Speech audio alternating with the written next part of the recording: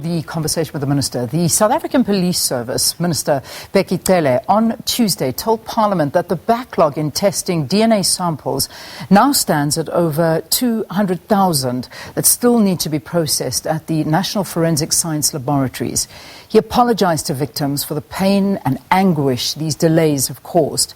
Cele says the backlog, which dates back to 2019, is due to a poor contract management by the department. Now, he has been promising that the matter is receiving urgent attention and the department is doing all they can to speed up the testing of samples. Police Minister Bheki Cele joins us now via Zoom, and he'll talk to us about this and other SAPS-related issues. Minister, thanks for being with us. It's good to have you on the show. Thanks, Lillian, and good morning to all of you. So in Parliament, it was heard that the company you were working with stopped in June last year. Please explain in regards to the SAPS contract, what's happening there?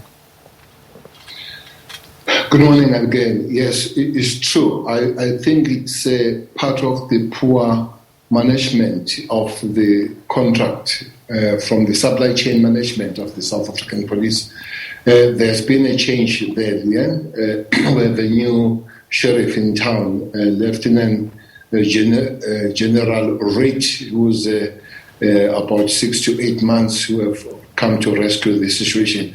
It looks like we are on the way now. We are beginning to walk.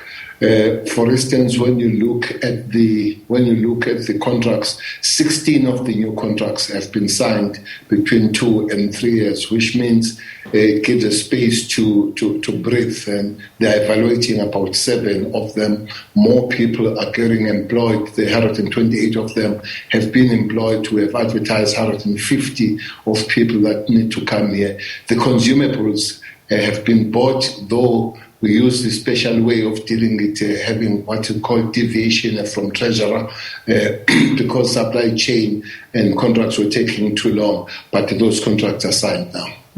So last month you said the problem of backlog, as you're saying now, was being urgently addressed. What has really changed? Because it still looks like the numbers are going up instead of being corrected.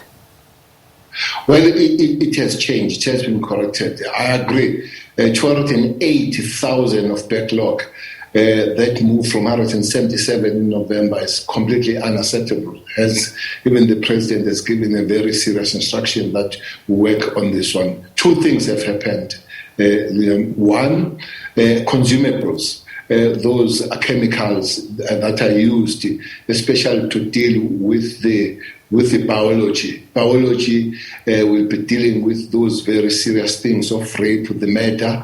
That has been purchased. That is there in laboratory, is moving as we speak. The only thing we need to do now is to maintain that this gap doesn't happen again. The second one is the one that you talk about that was withdrawn by the company in 2020 June. Is a track and trace, which means those specimens that have been finalized, you need to know where they are. You need to know if they are finished, what part of the process they are in, and then the entry point immediately are finalized and all that. The problem with that, there are many, there are about 10 million of them sitting there now, Leon. So without that contract, we were doing about 1,000 a week because we were manual on them. But the police and SETA have developed a new system called FEM. Since that system has been developed 5 weeks, we have managed to trace 63,000 of them, which means we are managing to trace about 11,000 of them a week instead of 1,000 now. Yeah. Minister, this is still, we were listening in Parliament and we know that this argument or this debate was brought about by the DA and basically saying that since you took over this position, there's been a 3,000% increase in this backlog. It is unacceptable. You have apologised. I'm not sure many civil society groups feel that this is good enough because there are criminals that are being... They're getting away with murder and rape, as so to speak, and the poor The victim is sitting by watching all of this. Many are calling for your head and saying, how many mistakes must you make to be fired or step down? What is your response to that? Well, that's true that we have apologized, and that continues to apologize. Yesterday, I visited we've got 4 laboratories in the country, and I spent about 4 hours yesterday in Cape Town, where I was taken through where these things happen. Calling the head, the community has a full right to do that out there. But remember, it's a chain of work. Ministers or executing authorities, they don't sign these contracts. They don't run the supply chain and management as everybody would know. You oversee them. So I agree with you that these heads must roll. Well, the community and the society has a right to make the call at the level they want to make the call. It started in 2016. I looked at it. It started 2016, 17, 18. So it's not very correct that it started 18 when I was there. It started 16, 17, 18. I came there at 18. Yes, it increased, but it has been coming, and we have been working on it since then. I believe that at this juncture, we have reached the turning point, Leanne, and indeed ours is to make sure that it doesn't happen this way again. Yeah. Minister, 3 years too late, no doubt. I mean, as you say, you came in 2018, we're sitting in 2021. There are massive backlogs. Surely you must have seen this. Surely you were aware of it. And it's not just because there's a massive outcry now. I mean, we are one of the highest crime rates in the world when it comes to gender-based violence, when it comes to murder. I mean, surely you want to see these cases resolved. You want to see them go through a court of law and these people held accountable. I mean, over all of these years with all this backlog, is it only now that this is being attended to? I mean, this should have been done years ago. Not necessarily years ago. I agree. It's unacceptable.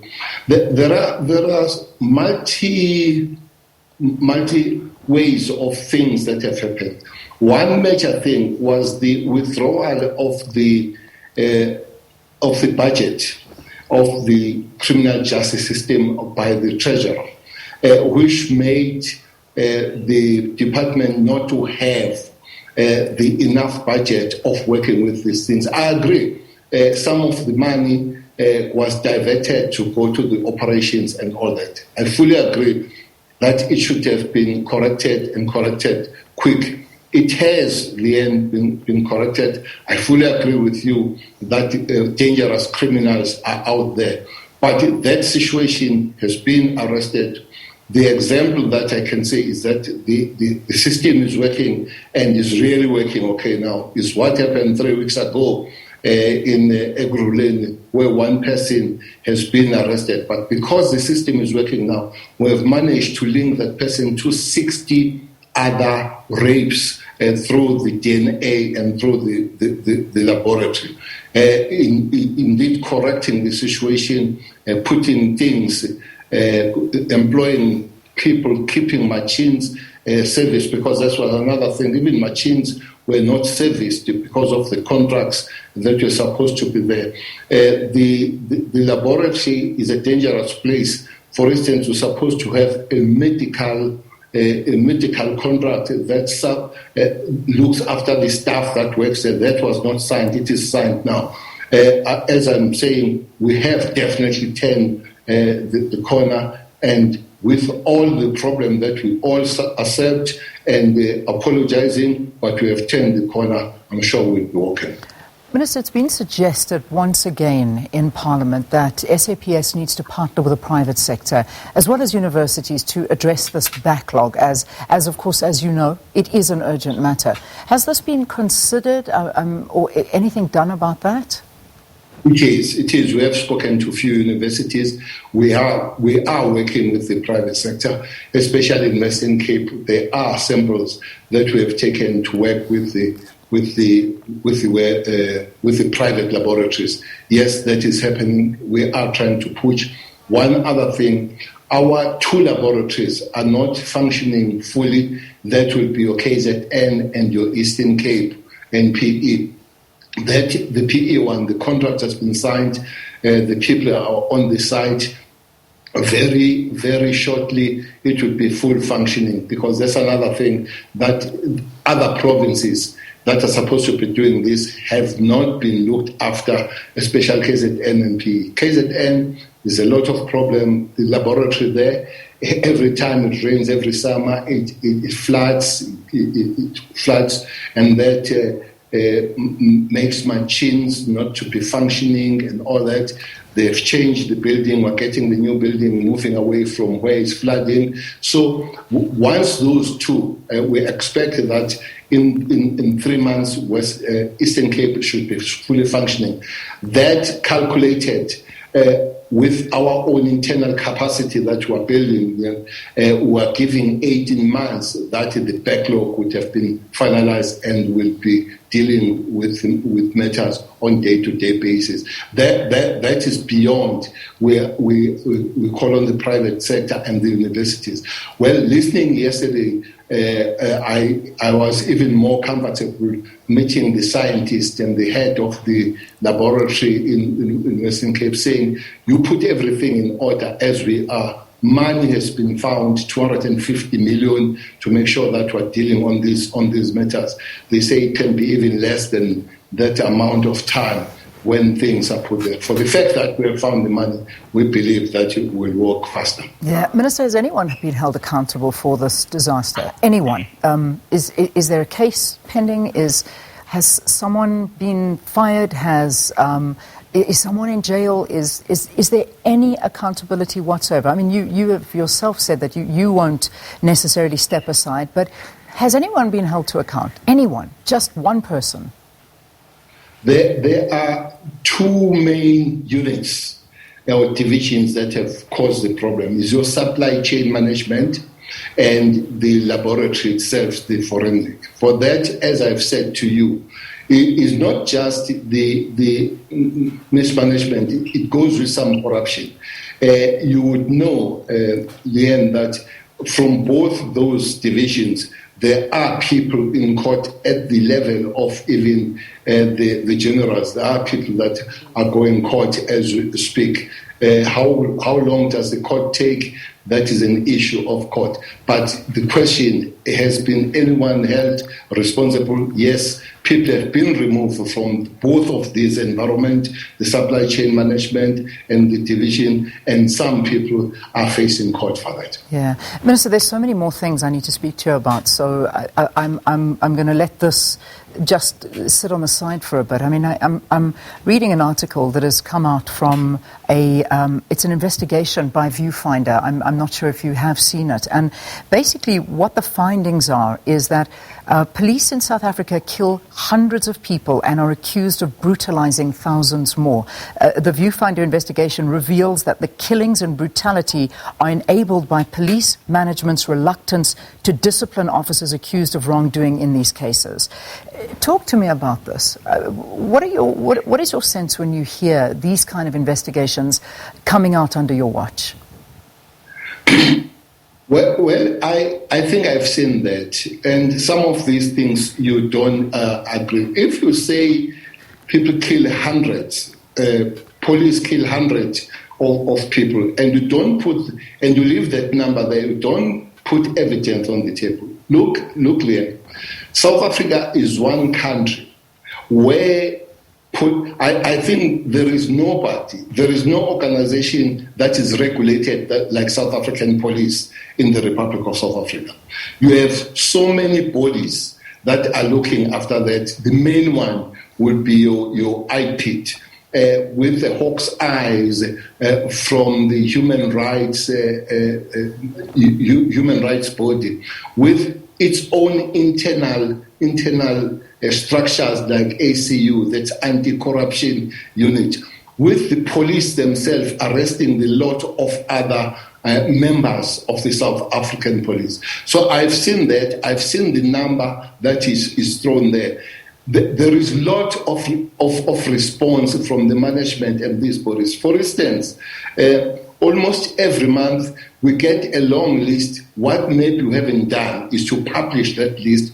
We get a long list that comes from IPID, put it to the National Commissioner's Office and the rest of the management to discipline those people. But also is a long list that goes to the NPA to make sure that those people are either charged and taken to court. So to say that nothing is happening is absolutely untrue. And it's very unfortunate that to get these researches there and nobody touches the police to find if we have anything to say.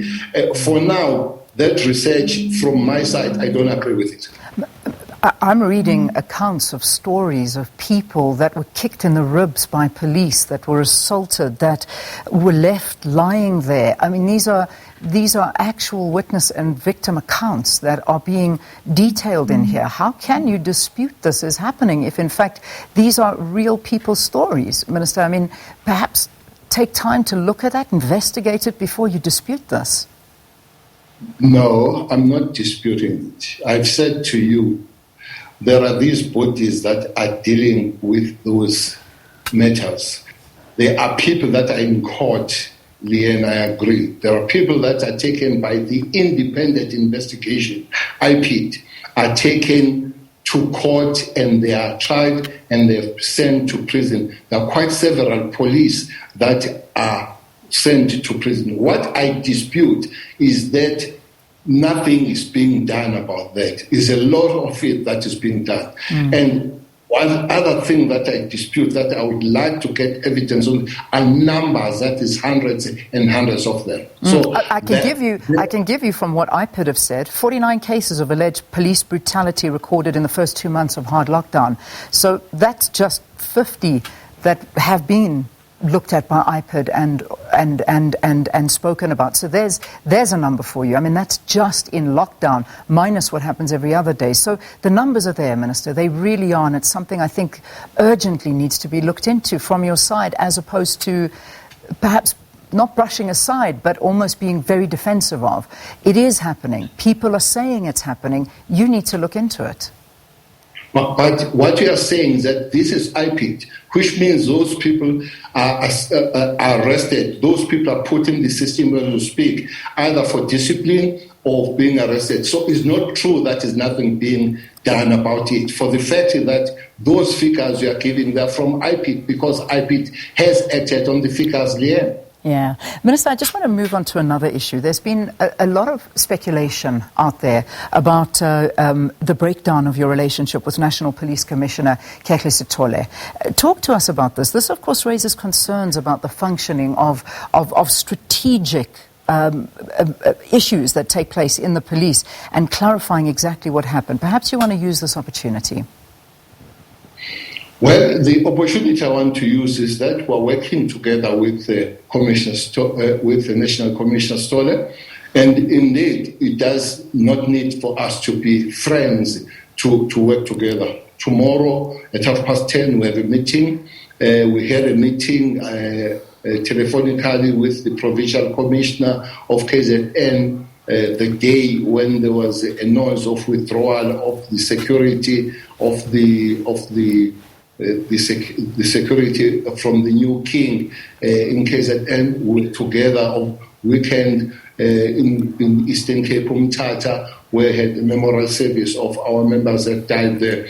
We write letters to one another every day. When somebody decides to leak one letter and that letter make noise, well, nothing we can do about that. But we work, and indeed that is a work situation. There will be days where life will be easy and will be days where life is not easy. We don't see eye to eye, but the major thing is that we sit down and we resolve those matters, of which we have done. All right, so it's not a matter of you don't necessarily need to like someone to work with them, and that's the idea. You are working well together, but you're not sitting and having a cup of coffee together as friends. So that's your response to that.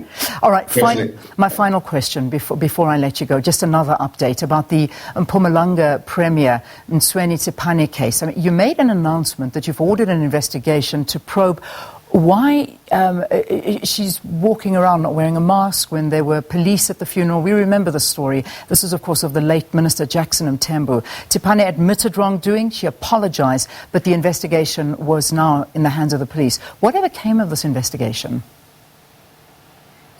Well, that was finalised, Leanne, for the fact that went to police and pay the admission of guilty, which what the regulation says, that you go to there, you pay the admission of guilt, which I guess was about 1,500, or you go to prison for the certain time. And for the fact that was taken by then Provincial Commissioner to police station, open the case, pay the admission of guilty, what I would understand and suspect now that maybe that gave a criminal record. But from the side of the police, if you pay the admission of guilty, which means we have taken the process through.